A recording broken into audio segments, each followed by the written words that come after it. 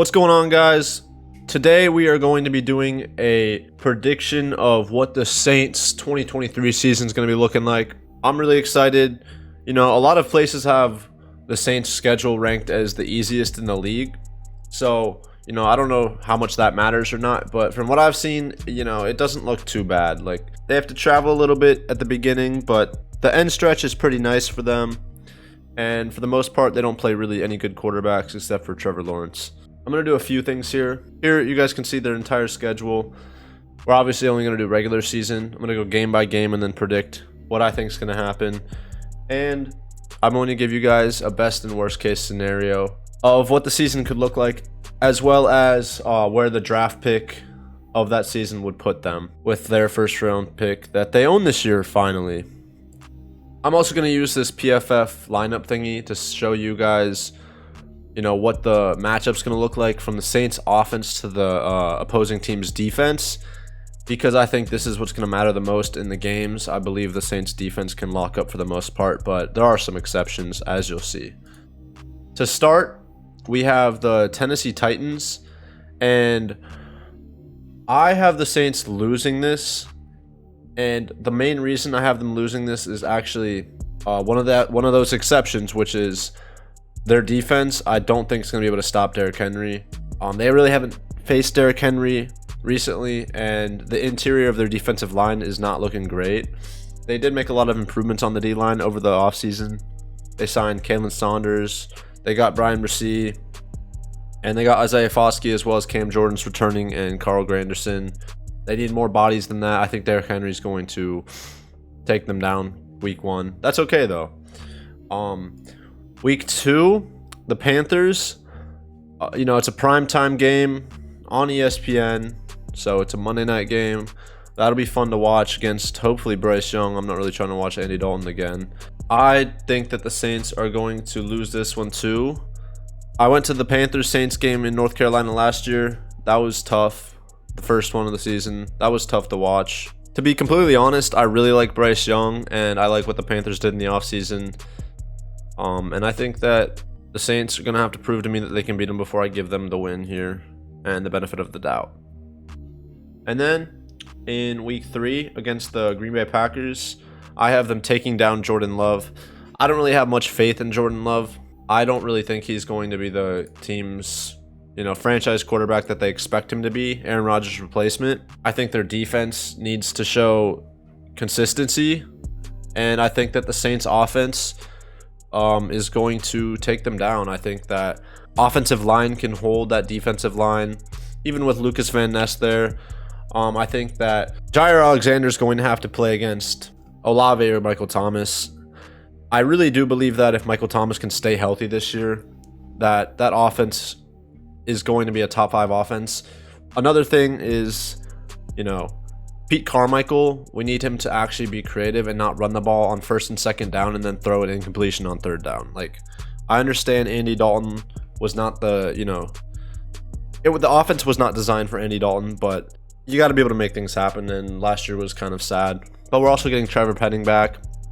We have Nick Saldiveri, so if one of these guards gets hurt or plays poorly, we do have a replacement for that now. And then Foster Moreau's going to be in there at tight end. And then we have, the best Swiss Army knife in the game in Taysom Hill. Kendra Miller will probably start the season with Jamal Williams as the, rotational guy behind him, or the other way around. But don't get me wrong, when Kamara comes back, he's going to wreak havoc. He's being slept on. He's kind of being looked past. So when he comes back, I'm excited for that. But this game, he won't be here, I don't think. And then obviously Rashid Shaheed, and then we got A.T. Perry, Brian Edwards, got a few other pieces. They just signed James Washington. But then we have week 4 against the Buccaneers. I'm just going to go ahead and, check that off the box as an easy win. I don't have any trust in the Buccaneers being good. They got Kalijah Kancey. I mean, outside of that, their offense, don't really have much faith in that. I don't really know what they're doing at quarterback. Honestly, I think that they want Caleb Williams. I really do. I think that they're kind of taking for him. But, Michael Thomas is going to own these cornerbacks. Carlton Davis is going to get shit on. And, of course, as always, Mike Evans is going to get locked the fuck down by Lattimore. So that's an easy win. Patriots, week 5. I have the Saints taking that one and winning that. Another team that I'm not really sure that I believe in them much yet. Without Tom Brady, they haven't really showed much. Mac Jones, they've had a lot of problems on offense, and I think if those problems persist, the Saints defense is good enough to the point where they'll be able to stop that, especially that offense. And in terms of what the Saints are going to look like on offense against the defense of the Patriots, I'm not too worried. Once again, I really like the potential that this offense has, and I think it's going to be interesting for the Saints because they have a new quarterback and a lot of new pieces, and Derek Carr still has to prove himself as an elite quarterback. He has all the pieces in the Saints offense to do that. So if it's a bad year, it's a bad year. Derek Carr will be gone in 2 years then. And if it's a good year, then, the Saints are going to look to go for a Super Bowl win. At week 6, I have the Texans. I'm not really going to overthink this much. I mean, I really like what the Texans did in the offseason, getting Will Anderson and CJ Stroud. They now have a staple on defense as well as a quarterback. And I am scared of Will Anderson. At the same time, I'm not overthinking it. Like I said, Texans still have a lot of missing pieces. I'm going to go with the Saints taking the W there. And then in week 7, we have the Thursday night primetime game against the Jaguars and Trevor Lawrence. I think the Saints are going to lose this one. This is one of those situations where the Jaguars have turned things around in the past here. And, I really like what they're doing. But I think it's going to be close. I think that the Saints definitely could win this game. And you'll see what I think the Saints could do in the best case scenario, which I think is a little bit more realistic than the worst case scenario. And maybe I'm just optimistic because I was pretty optimistic about that last year. So, who knows? But I'm going to have them lose this game. And that tallies on, 3 losses so far. And then week 8 against the Colts. Once again, it's one of those situations where it's a rookie quarterback. I think that Anthony Richardson is going to be starting. I'm not really scared of this defense. I know they got DeForest Buckner in the middle. They got Darius Leonard or Shaq Leonard. I really liked the Josh Downs pick that the Colts got, but I'm going to need to see Anthony Richardson play. Maybe he's the god that people think he could be. And I kind of want him to be because that'd be so fun to watch and play with in Madden. But I'm going to need to see it to believe it. So Saints win this one, and I think this could be a blowout. I really like the Saints offense versus this defense.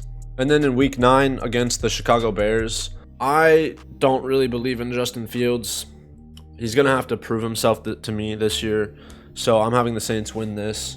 I know it's easy for people to say like, oh, Justin Fields, didn't have much help last year, which is true. But at the same time, like, what are you if you don't have any hot takes? And I think for me, this is a hot take that it might not even be a hot take with some of you guys. I think some of you may agree that Justin Fields has not proved he can throw the ball like a franchise quarterback can.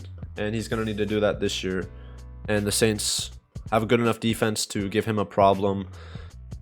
Especially with the run game, and they have the offense to give that defense a problem. So we win that one. With the Vikings at week 10, I have the Saints taking the L here.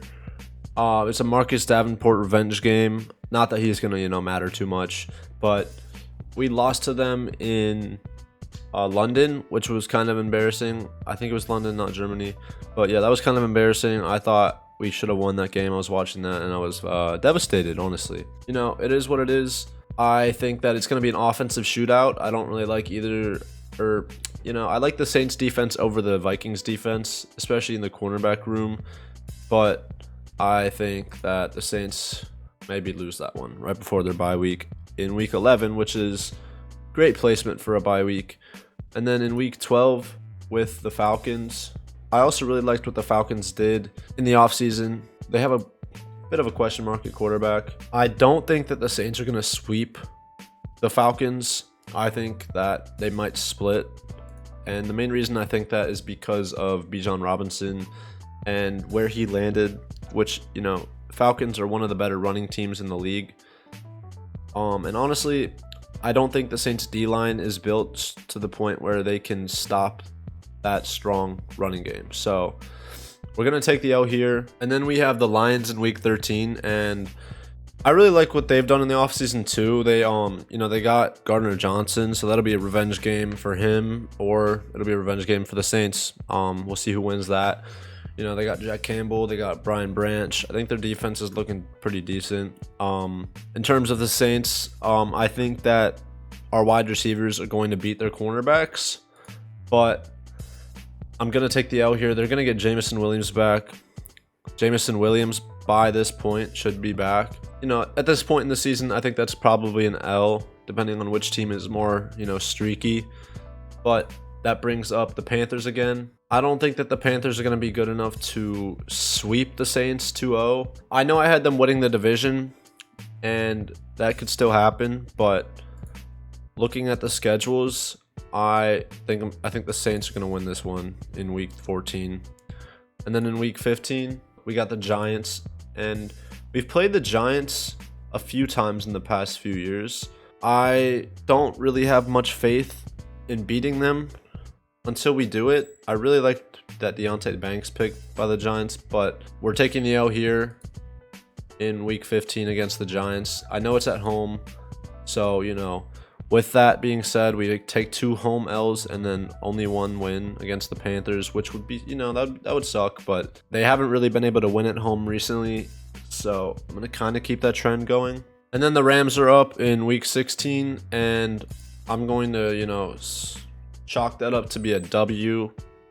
I think this defense is pretty trash, and I do think the Saints secondary has the ability to lock down Cooper Kupp, especially considering the fact that there's really nothing else going on with that team.